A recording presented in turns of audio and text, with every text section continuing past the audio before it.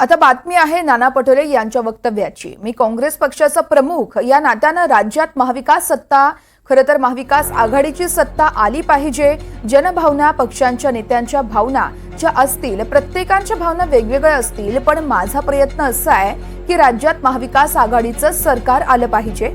त्यासाठी आमचा प्रयत्न सुरू असल्याची प्रतिक्रिया काँग्रेस प्रदेशाध्यक्ष नाना पटोले यांनी दिली आहे। काँग्रेस पक्षाचा मुख्यमंत्री पदाचा चेहरा म्हणून नाना पटोले यांच्याकडे पाहिलं जात असल्याच्या प्रश्नावर नाना पटोले यांनी हे वक्तव्य केलंय। काँग्रेस पक्षाचा प्रमुख या नात्याने माझी जबाबदारी महाविकास आघाडी सत्तेत आली पाहिजे आणि माझा तो प्रयत्न सुरू आहे।